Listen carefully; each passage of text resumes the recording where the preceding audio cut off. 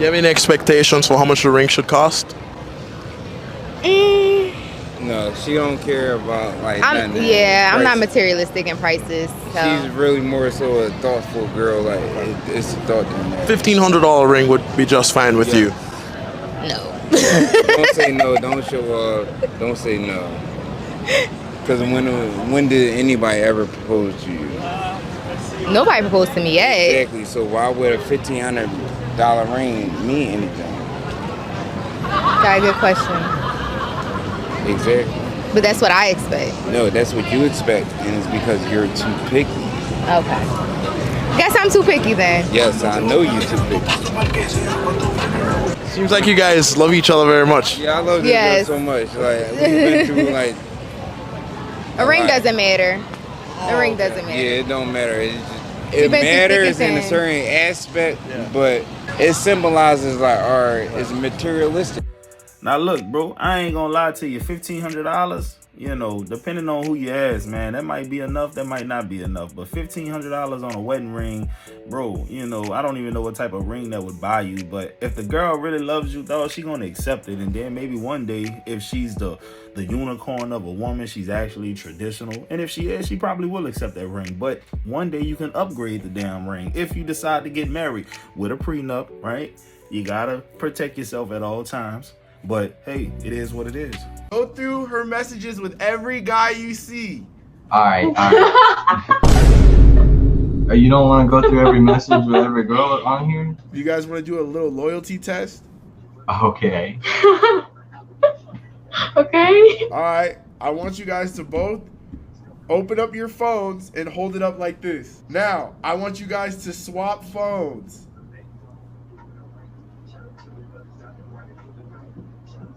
Okay, now open up Snapchat. I got no issues. I don't even know how to get a Snapchat on here. All right, you first, my man. Go through her messages with every guy you see. All right. You don't want to go through every message with every girl on here? Oh gosh, I'm scared. You shouldn't be. I feel like I'll be at least reading something interesting. Wait, did she just take her phone back? She did.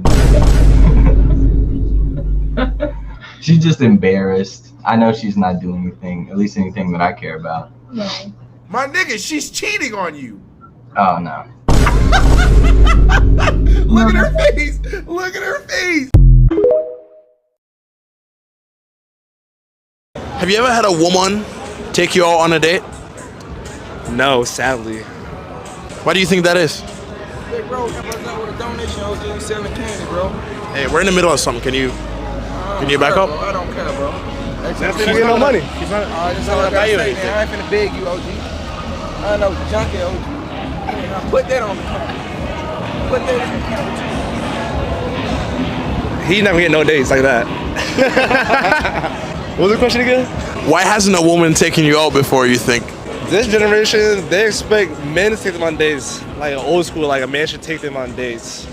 That's how I see it. I've heard stories from my friends when girls take them on dates, but shit, it hasn't happened to me yet. Would you like that to happen? I would love it. You don't think that makes you more feminine to expect a woman to take you out? Fuck no. It can go both ways. Okay. So you want your woman to make more or less than you? I don't like her to make more than me. That'd be cool. You want her to make more too? Yeah, if you have a partner, like that'd be cool to make more than you. I feel like the standards of the male should make more money than the woman. It's like kind of old. Well, that's an issue I never had, bro. Every girl that I've ever dated spent money on me, bought me food if I needed it, straight up. So pick better women, I guess. Try to go after women who are actually givers and not just receivers, bro. That's the only thing I can say. And you can tell in the beginning, because if she don't ever offer to pay for nothing in the first week, 2 weeks, 3 weeks, bro, it ain't gonna change down the line. I promise you that. Man, what's poppin', man? Hey, man, I'm gonna tell y'all a quick little story real quick. So back in the days, I used to pimp, you know, charging the lame a fee to help him get what he needs so he could go back to sleep. It was this little Mexican chick that I had on my roster that I called Gigi because she was a go-getter. See, Gigi never wanted to be outside on the corner or walking the strip because she was scared that her family go see her or somebody that knows her family is gonna see her and tell her family. So I put her on Backpage and on Craigslist. I threw up a few ads, you know what I'm saying, took a few pictures, put a phone number up in there so people could call and text, and shit, it was on and popping. It was this dude that Gigi seen at least 3 to 4 times a week faithfully. So I was like, damn, Gigi, he like you, don't it? She was like, yeah, that's my daddy's best friend. He watched me grow up when I was younger. So I was like, damn, ain't that weird? She was like, yeah, but you know, money talks, bullshit walk. I gotta get the money for both of us. And plus, he ain't gonna tell my dad or none of my family. Say, guys, it's often advantageous for women in this line of work to have a pimp because they gonna provide security, they gonna handle the money, they gonna make sure that these dudes don't get out of line, they be there for emotional support. It's advantageous because, man, it's actually dangerous for them women to be out there on the streets, man. They got a lot of lunatics, man. Just think about the certain guy who ride around looking for women on the streets, bro. He's not right up in the head, I promise you that, because he has a lot to lose if he gets caught. Think about that. He started developing feelings for Gigi. He started buying her clothes, jewelry, asking her on dates. But you know me, if you ain't paying that rate, then you got to get away. He started asking Gigi to be his sugar baby. He just gonna be her man. But she was like, I'm not trying to have no relationship. I'm just strictly here to do business. So he kind of felt a little butthurt about that. So then he started getting a little obsessive and acting like he was in love with her. So he's like, well, look, if you can't be with me, I'm gonna tell your people what you doing. So she cussed him out. She got the money from him. So he'll call back probably like a week later, talk about he apologized, and everything will pick back up. One night he calls for Gigi to come over there to his crib. So I pull up over his crib and I talk to Gigi. I like, well, look, you already know the deal. Whenever you done fucking, you need me to come pick you up, text me the letter K so I can come pick you up. If you need to spend a night over his crib, that's $600 extra. So you just text me the number 6. So she like, all right. So she gets out the car. I see her walk inside the crib. Now look, when the trick started to develop feelings for the worker, a lot of problems can arise, bro. Think about that little weirdo from the movie Players Club, man. The one that followed old girl home, Diamond or whatever her name was, bro. He was tripping. These dudes be falling in love with these women and they mixing emotions with money, man. They feel like they entitled to the woman because they've been giving us so much money over these weeks, months, years, however long it's been. And guess what? When you mix that, a lot of stuff can go left. So I fly around the corner. You know what I'm saying? Wait up in the McDonald's drive-thru, boy, they line be long as hell at nighttime, boy. And the ice cream machine never is working. Like, damn, the sun ain't even out. But anyway, so I wait there, man, you know what I'm saying? I get my little 2 hot and spices with the McDouble and the apple pie and the large Coca-Cola, and I head back over there. So as I'm driving down the street to where I dropped off at the front of his house, she's running up the street, and she's butt naked. She ain't got no clothes, and she's screaming. She like this, stop, stop.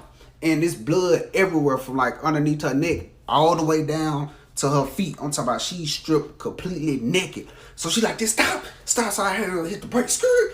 And she's trying to open up the driver door. So I'm like, what the fuck you doing? So she said, he's trying to kill me. He's trying to kill me. She looks back. So I said, who? So she opened up the door. So I opens up the door, right? She hops right inside of the back driver's seat. And she like, go, go, go, go, go, go, go, go. So I had her pull out, skirt. So I'm looking in the rearview mirror and I'm looking at her. She's bleeding everywhere, like I'm talking about bad, and she's telling me what's going on. So I'm like, damn, for real? She like, yeah. See, this is a dangerous line of work, and any woman who thinking about doing this stuff need to know what she up against. This is one of the most dangerous things a woman can do. Even stripping is dangerous. And I'm seeing some stick out of like the shoulder part right here, like close to the neck, is sticking up. So I said, my baby, we gotta get you to a hospital. We gotta get you to a hospital. She like, no, I'm okay, Dad. I'm okay, Dad. I'm okay. She said, I can't catch my breath. I left my phone. I said, nah, Shaw, we got to get you to a hospital ASAP. You got something hanging out your neck. And when I said that, she's feeling around her neck and she feels it. And she starts panicking more. I'm like, man, calm down, calm down, calm down. So I hurry up, we speed her to the emergency part of the hospital. So I said, man, look, just say I found you like that. You don't know me. I'm helping out the back seat and there's so much blood in the seat, like on the floorboard, it's kind of leaving like a little puddle. As I'm helping her out, she's screaming, she's yelling at every damn thing. She's like going into shock. Cause all that blood coming from her neck. She got stab wounds right here. All this is kind of like slit open right here on both sides. And her knees and her legs got big ass gash wounds right there. So I'm leading her inside of the emergency part of the hospital, inside the lobby. And everybody's turning around and they looking. And people just looking so surprised. And the woman behind the desk, she's calling for somebody. So about 5 or 6 nurses and doctors come up and they asking me what's going on. So I just found it like this. So they asking her what's going on. They got the little thing, they flash out. They're like, you okay, you okay? So they's like, sir, we need to ask you some questions. I said, I don't know anything. So by this time, The woman is calling the police and she's saying that it's finna be on lockdown. The hospital finna be on lockdown. So I'm hurry up and I'm running out. And I get up in my car and I pull off. She end up surviving. At this point, it should be a given that most pimps do have dealings in the streets, and more than likely the man probably had a warrant, he had priors, and he don't want to be in these people's faces when they start to really probe and ask the tough questions. So he got up out of there, man, which I can't blame him. I ain't co-signing what he doing, but man, at the same time, I understand. But this is what she told me what happened. When she walks inside of his house, he locks the door behind her and he says, I ain't seen you in so long, how you been? So she's thinking in her mind that he's role playing because he's smiling. So she goes along with it. She's like, I've been good, how have you been? He said, I've been wonderful. I'm surprised to see you on this site. So she said, yeah, you know, I gotta make my money. So he's like, yeah, I know. So they walk into his bedroom and he looks at her. He says, be naked when I come back to the room. I'm finna go in the kitchen and grab some drinks. So she said, okay. So she takes off her skin tight dress that she had on that night. I'm talking about, boy, she was looking good. I'm talking about good. And she takes off her panties. She throws it over there in the corner. So she's on the bed. She's on her phone. She hears the doorknob and the door open. So she looks up and she sees her dad and the best friend right there. So the best friend told the dad that he saw his daughter on the site. Because remember, he was telling her, if you don't be with me, I'm going to tell your family. So the dad walks up to her. He's telling her how much of a disgrace she is to the family, how she's not welcome. He unowns her. She's not his daughter anymore. He doesn't care anything about her. So now she's mad. She's yelling at the dad. As she's yelling at the dad smacks her. Boom. When the dad smacks her, the best friend kind of gets in the middle of it right there. He's like, okay, that's enough. That's enough. So he said, you know what? You're not welcome. I'm going to tell your mom. You're not welcome. So she's like, how you gonna unown me? How you gonna disown me? And you haven't disowned your best friend, and he's the one that been having sex with me for these past few months. So I guess the best friend didn't tell the dad. So when the dad looks at the best friend, the dad hits his best friend. When he hits his best friend, now the best friend and the dad are right there wrestling and fighting all over the room, and they end up breaking the window. When they broke the window, the best friend pulls out a blade and try to swing his overhand like that at the dad. But Gigi is pushing the best friend, and he comes down right down her arm. So now he stabbed Gigi, and Gigi is holding up her wrist like that to protect her face. And he's swinging the blade, and he ended up cutting her underneath her neck, and he cut all this kind of badly from her defending herself.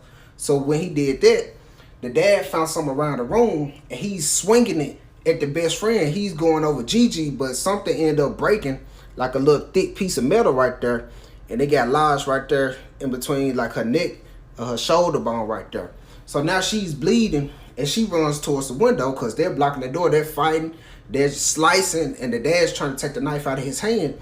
So she goes to the window and she breaks it out. She's breaking this some more because it's just like a little small little hole in the window. So she tried to pull herself through, and that's how she starts shredding up her leg by squeezing through the window.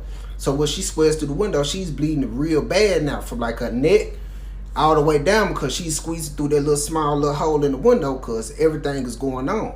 So when she runs out there to the middle of the street, I so happen, by the grace of God, am driving down the street, and that's when she seen me, and that's how we end up in the emergency room. All right, so look, let's address the daughter first. For the love of money is a root of all evil, bro. Because think about this. It sounds like this woman had a loving father and a mother, and she went above and beyond to try to make sure that they never found out what she was doing for a living. So what could she have wanted this money so bad for that she would willingly put her life on the line for this type of bread? I really just don't understand it. Money cannot be that important. If it sounds like the family love her, so if she was in a bind, maybe she can move back home with them. Maybe they can give her the money. I don't know what their situation is, but man, most of the time, women who find themselves in this line of work, bro, they really don't have no family like that. The ones that I came across, like watching them on TikTok and watching pimp stories and stuff like that, usually these women are women who really are on their own. Some of them grew up in foster homes, and some of them, you know what I'm saying, are orphans and things of that nature, right? It ain't just normal for a woman who comes from a loving family to end up in this line of work, unless drugs and alcohol was involved, and who knows? All of this is speculation at this point. But I do want to point this out. As far as the friend goes, he is a treacherous snake, man. Because think about this, man. It kind of seems like he was eyeing the little girl even since she was little. And now that she's a grown woman and she just so happened to be on the street selling her body, this is his opportunity to take advantage of something he been wishing could go down. That's his best friend's daughter, man. That is crazy. You see what I'm saying? Like, if you got a partner that you've been knowing for a long time and that's your best friend, you should never have to be worried about him trying to commit anything harmful to your kids. He's supposed to be like a uncle figure to them, right? You get what I'm saying? And I know some people are just down bad. I understand that. And you should always have boundaries with everyone, especially men around girls. But dog, come on, man. You a snake for this, bro. And whatever the father does to you, you deserve it if this story is true. Straight up. Well, guys, I hope y'all like this story time. I'm gonna get at y'all on the next one. How you work better with white dudes than you breed with the black dude? 2 guys left you. Let me tell you something. If 2 guys leave you, you ain't got no that ass. Pussy ain't shit. You know what, big facts? That's a funny ass line. Keep thinking that you so fucking special that you can keep mistreating the person that you with. Just keep mistreating them and treating them any kind of fucking way, like they don't have options out here. Keep thinking that you so special that the person you with that you just keep mistreating, like they don't have options out here. Keep thinking you that special. You gonna fuck around and find out the hard way. Keep on keeping on. Say, bro, that go for both genders, bro. Like, a woman can sit up here and think she's so special that the man that she with, the man that loves and adores her, who cherishes her, got her on a pedestal, won't leave her if she start tripping, and it happens and it's prolonged and it just keep going, man. Eventually he gonna say, I'm tired of this, man. And that goes both ways, man. If you think you this big time player, pimp, you alpha and all that, man, there's only so much that everybody can tolerate, bro. Created a generation of narcissistic women. And what's happened is the rise of social media and the rise of online dating and the rise of feminism has taught women that they are not to blame for any poor choices. Every poor choice is glamorized. So if you want to be a sex worker, it's great. If you want to post in bikini pictures online, it's fine. If you want to be in with it, every poor choice is glamorized. And every internal reflection is seen as gaslighting yourself. So they've even got terms for internal reflection to prevent it happening. And so what will happen is they are trained to not reflect on themselves because we've been told we've been oppressed for so many years. Now it's time to make sure we project. And so we don't take any accountability. And as a result, when we get into relationships, if we don't feel completely soothed all the time, he must be a narcissist. He must be a manipulator. He must be gaslighting. He, rather than I. And unfortunately, we've got an online market that caters to that wounded woman, that caters to that entitled woman, and caters to that narcissistic woman. And it's so wild to me that so many women talk about narcissism, but the society today is just catering to narcissistic women. If I post a picture online, a bikini picture online, there's nothing my husband can do that could compete with that level of accolade. Attention. Impossible. The compliments, the attention, the messaging that you're so sexy and beautiful, and all these different things from thousands or potentially millions of men around the world who have money and all these things. Yeah, and there's nothing he can do. He can't post online and get the same reaction. And more so, he can't give me the same level of validation. So what's happened is we've created a setup in society that means men have to compete with a level. Looks matter. And if you aren't attractive, that doesn't matter, but you can still be attractive. You can take care of your body. You can take care of your physique. The most successful men I know are strict with what they put into their body because it's a signal of self-respect. Looks matter.